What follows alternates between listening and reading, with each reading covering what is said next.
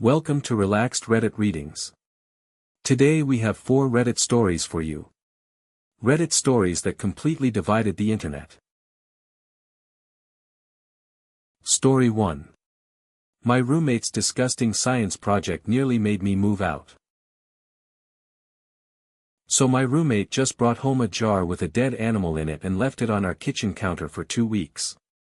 I know that sounds insane, but let me explain. I live with my roommate Dan, and we've been getting along pretty well for the most part. Dan's a biology student, and a few weeks ago he brought home this jar with a dissected animal inside it as part of some school project. He just casually placed it on our kitchen counter and said it'd only be there for a few days. Well, those few days turned into 2 full weeks. And let me tell you, the smell was absolutely horrific.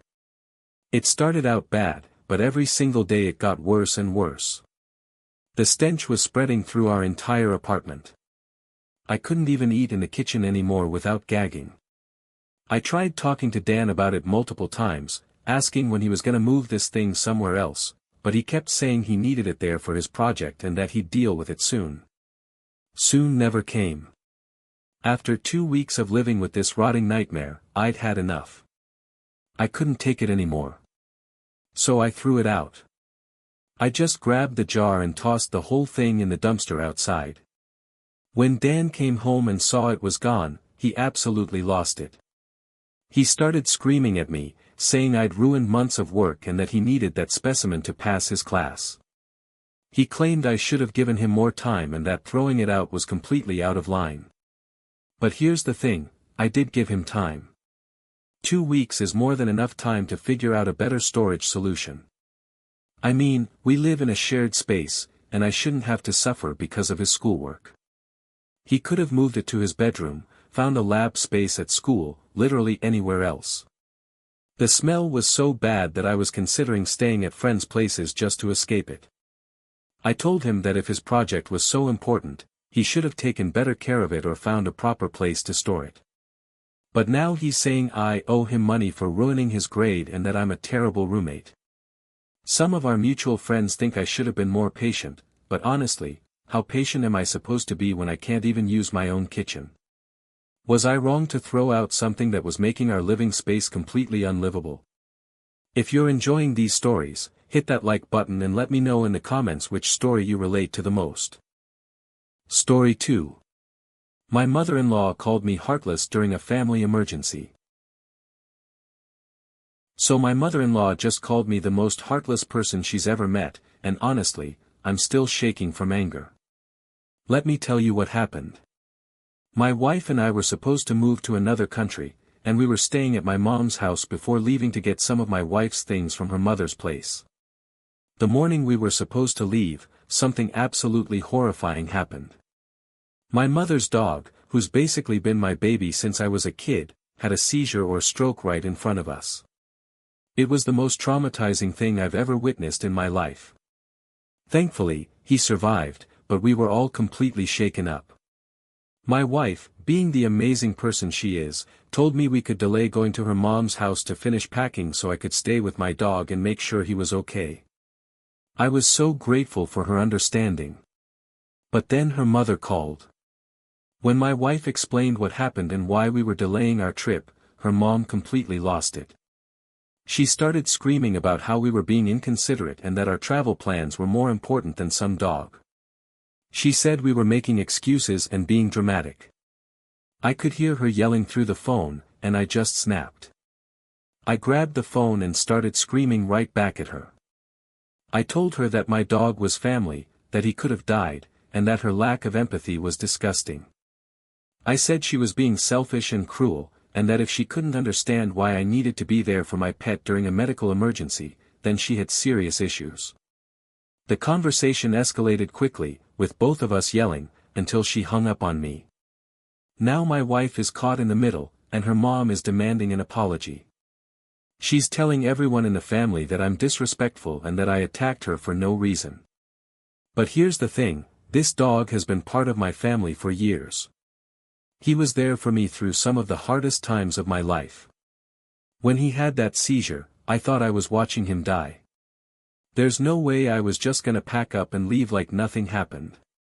My wife understands completely, but her family is acting like I'm being ridiculous.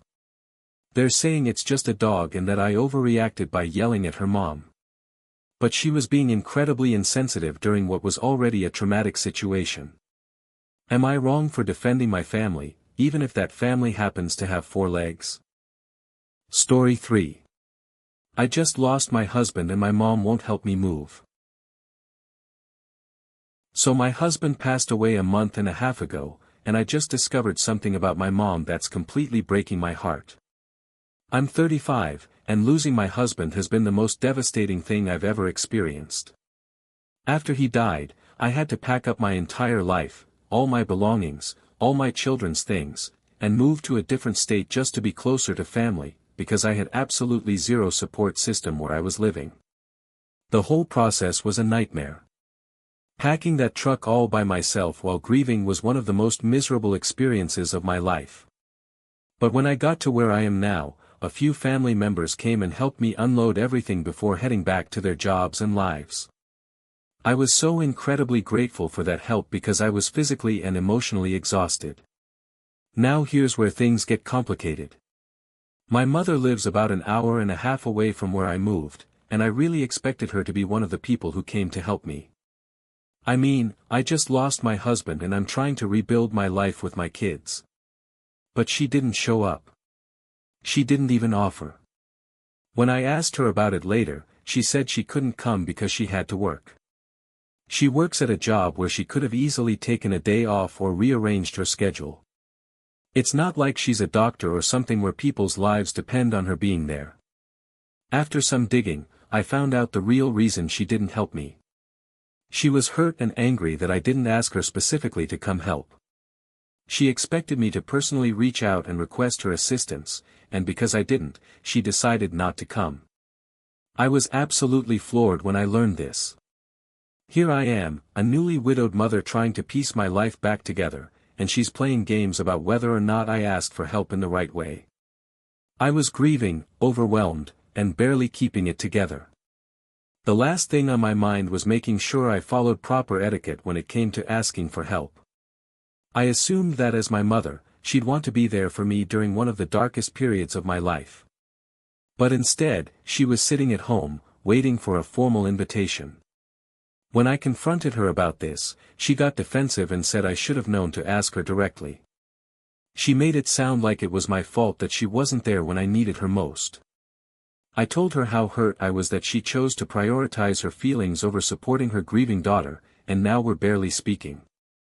Some family members think I'm being too hard on her, but I can't get past this. Was I really supposed to be worried about hurt feelings and proper communication protocols while I was planning my husband's funeral and trying to hold my family together? Story 4. My friend uninvited my fiancé from her wedding over text. So my friend just uninvited my fiancé from her wedding, and I'm seriously considering not going at all. Let me break this down for you. My fiancé and I have been together for 6 years, and we're engaged. We're not just some casual couple, we're literally planning our own wedding. My friend is getting married this fall, and about a month ago she handed me a wedding invitation. It wasn't in an envelope, so there were no names on it indicating who exactly was invited. When I went to her wedding website to RSVP, she didn't have names logged in the system either. So I asked her directly if the invite was just for me, if I had a +1, or if my fiancé was specifically invited. At that moment, she said she'd have to check her list and get back to me. A couple weeks went by, and I hadn't heard anything, so I asked again. That's when she told me that my fiancé wasn't invited because they're trying to keep numbers down. I was pretty hurt by this. I mean, we've been together for 6 years. This isn't some random date I picked up last week. But I tried to be understanding about budget constraints and venue limitations. However, what really bothers me is that I know for a fact that other people at this wedding are bringing dates they've been with for way less time than my fiancé and I have been together. Some people are even bringing casual boyfriends and girlfriends they've only been with for a few months. It feels like there's some kind of double standard here, and I can't figure out why my long-term partner is being excluded while others aren't. The whole situation has left me feeling really uncomfortable about attending the wedding at all. I don't want to go and spend the entire night feeling awkward about the fact that my fiancé wasn't welcome.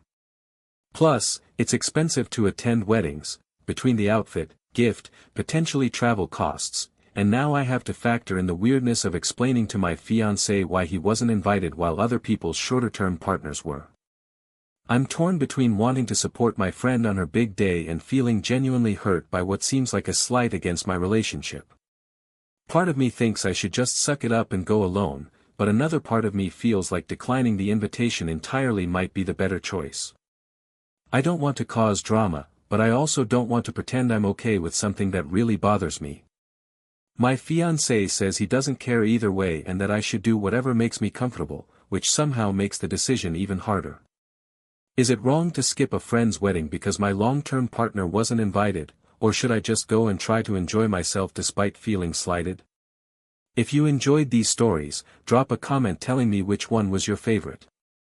And if you want more relaxed Reddit readings, make sure to like, subscribe, and hit the bell so you never miss a video.